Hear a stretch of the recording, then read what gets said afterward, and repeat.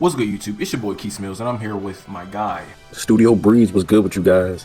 And we are the Struggle Bros, and today we're here to talk about Marvel Rivals Season 7 and all the changes that it brung, all the good, all the bad, and honestly, for the most part, I feel like these are a lot of some good changes that'll please the players and help change how competitive the game has been lately, I must say. To be honest, I definitely think that it's definitely showed the phonies and the fakes as far as a lot of things are concerned. As far as one of the first things we're gonna bring up is the nerf on the ult charge conversion, and that has shown a lot of the phonies and the fakes as far as who's good and who's not at neutral. Meaning who's good when there's no ults at the time and there's just a team fight going on and everybody's just got their regular kit and abilities. Who actually knows how to play the game the right way the game is supposed to be played? Who's playing the objective? Who's kill thirsty? Who actually knows how to get in and get out of sticky situations with dive and whatnot. Like, it really shows a lot of that, because a lot of people get ult reliant. They panic. A lot of people panic ult. Something goes down, or they think they can finally push now that they have an ult. It gives them that extra confidence versus people who just know how to make certain plays and know how to dive and know how to just do things outside of that, inside of the neutral play. And it's definitely been, for me, more entertaining in that area. A lot less support ults going off left and right.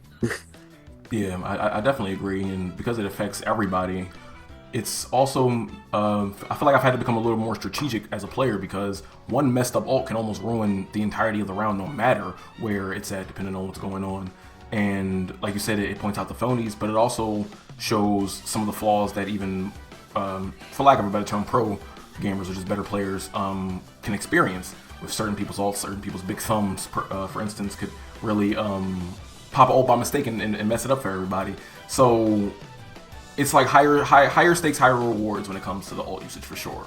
The way it kind of goes down, it kind of makes it for strategists, the energy conversion for the ults, it kind of rewards more so you actually playing the game, healing and doing damage, rather than the passive, Pocket healing. The passive, not even just the pocket healing, just the passive generation of the ult charge itself. Because there's a certain conversion that everybody gets, like, just as the game goes by, as seconds go by, you get extra percentage in your ult, and that's been nerfed all across the board.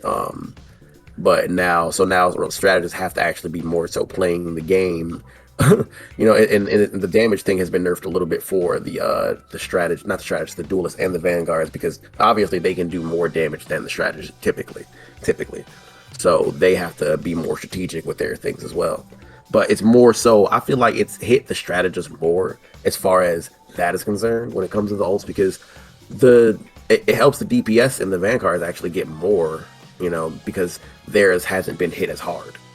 So you'll be able to see more of those go off, and because people won't be able to get saved from the support ults as much, so they'll actually be able to get off more of their stuff. So I feel like it overall creates a more fun environment for the strategists that know how to do their job, and then also the DPS and vanguards who can actually finally get in and play the game without worrying about hearing us against the world or let's dance and shit. Gambit never folds, baby.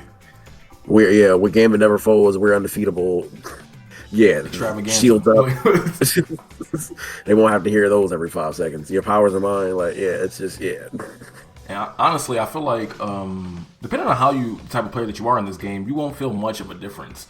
Like, for the more aggressive hands-on tanks, for instance, I feel like all in all, you probably still would be getting your ult in a very decent manner, as long as you keep doing what you're doing.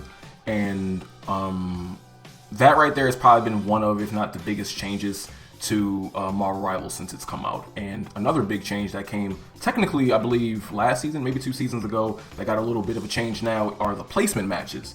So for those who don't know, the placement matches, you do 10 ranked games, and based on your team performance, you're put into a rank. And now that is all performance based, so you will not be held back by the throwers, and you will, as long as you're doing good, you should be well up there in rank, for certainly. And that's definitely a huge plus, because we've both seen some truly atrocious players on ranked, and it doesn't matter the elo. There are some guys who just, whether they're getting paid for it or not from that website, it's astounding. It's really astounding. People actively running away from the heals, just popping ults just to swallow you and throw you off on your own team. All types of crazy things. Yeah, so I'm glad definitely it would be more based on how we as the players perform rather than the entirety of the team. and puts us where we need to be to actually climb a little bit better, you know? Because it's a headache. It's horrendous. Especially during placement matches. Like, come on, dude. Yeah, especially when a new character comes out and you just constantly keep seeing insta locks on the new character in ranked of all fucking modes, bro. It's terrible. So as long as you know carrying yourself throughout the game, that's all fine and dandy. And now we're about to get into more hands-on, more scientific changes that are coming to characters specifically. And lo and behold, the gods have spoken. They've heard our cries, and Blade has finally gotten a much desired and much needed buff. His shotgun is faster, his lifesteal and bonus health has been enhanced. He also has more range on his ancestral sword dash, and now his ult not only does 40% heal reduction, it also has lifesteal, and you don't have to be awakened in it. And I've had hands on for I feel like a couple hours now since that patch has come with Blade, and yes, bro, this is what we needed. This is what he needed since day one. Still no bleed, but that's fine. Yeah, bro, he's I think he was like what C/D tier. I feel like he's like a nice high B, low A, depending on your team. Now you can use that man now, definitely. He's finally got an edge. finally. You know, and speaking of an edge, we got a new cutting edge rework from my boy Gambit's ult, which is that's what I'm calling it because they haven't really labeled it as this, but there's so many different little changes to his ult now that I feel like it's definitely quantifiable to call it a little bit of a rework. So first up, when it comes to the team ult charging that he does for the rest of his allies while they're influenced by his ult, it went down from 30% to 20%.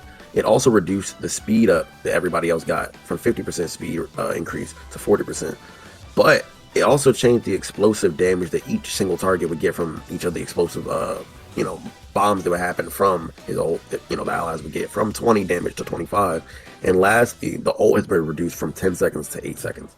I'm like, why do they keep just bullying my dude Gambit? Why can't we just be left alone, bro? We're not hurting nobody. We're just trying to play the game, man. Yeah, he's definitely so many little mini micro changes.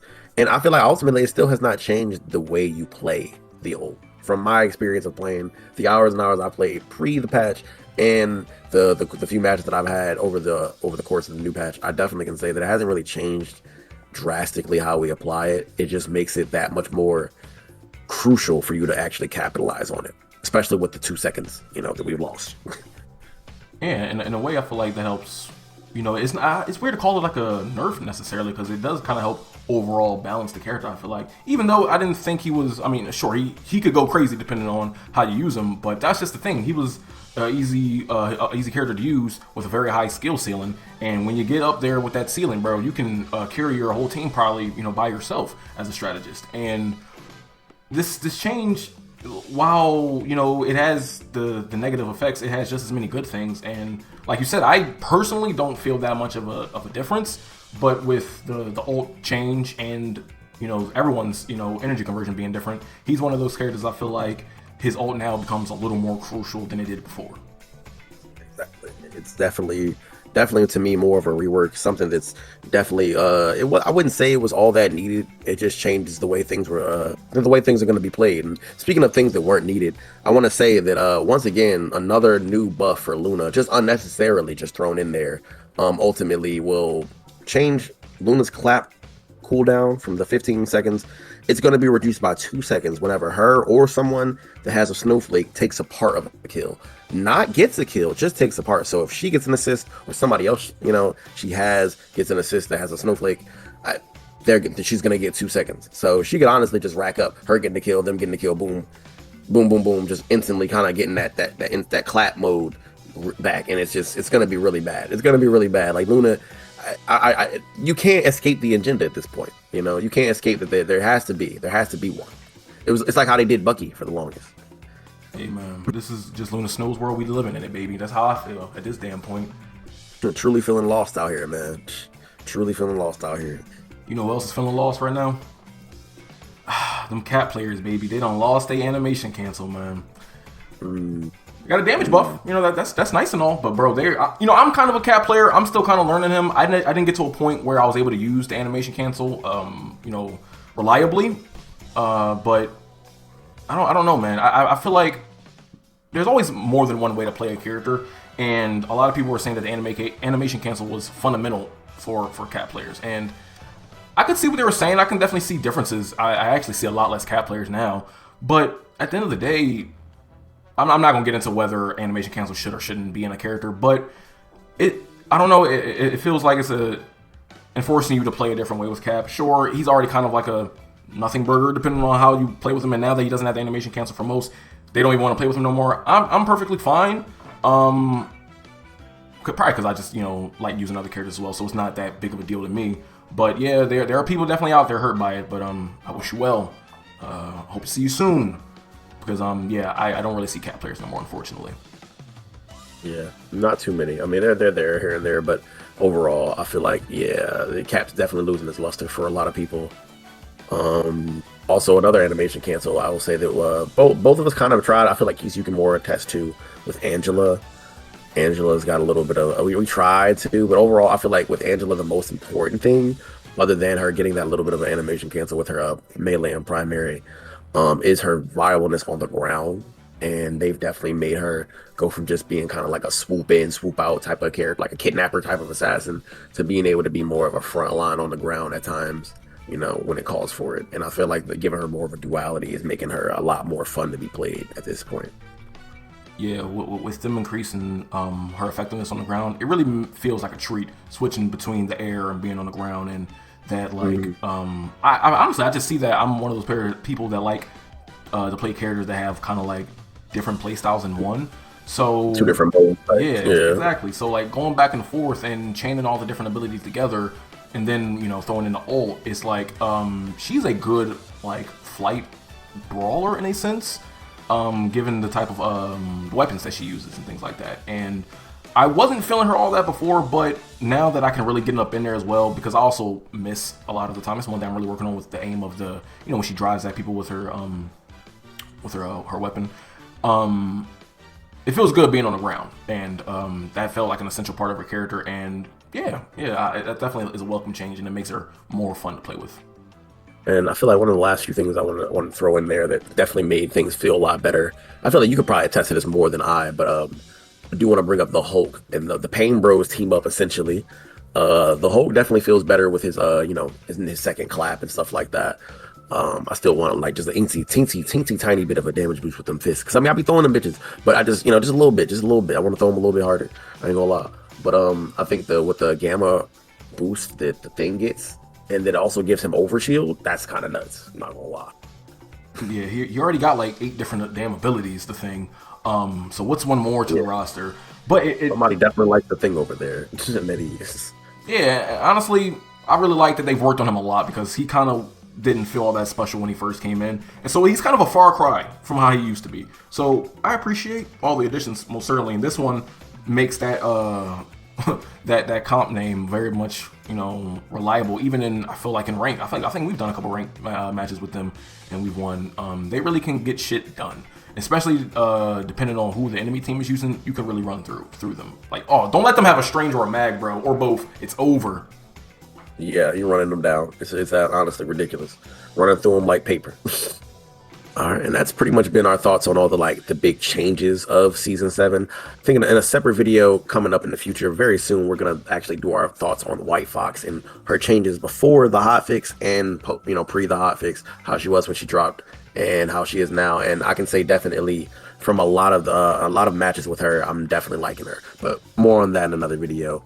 All in all, Season 7, I think, has made a lot of great changes for the game, and I think the future of Rivals is definitely looking a lot more brighter with these changes that we've experienced. Yeah, definitely appreciate the homies Guang, Jiong, and everybody over there at NetEase for really listening to the community and thinking definitely outside the box instead of just the dumbass recommendations some people leave, and really trying to make this game feel fresh with every new update. So we really appreciate that here at the Struggle Bros, most certainly. And I'm Keese. And I'm Breeze. And the struggle arc continues. Big Breezy.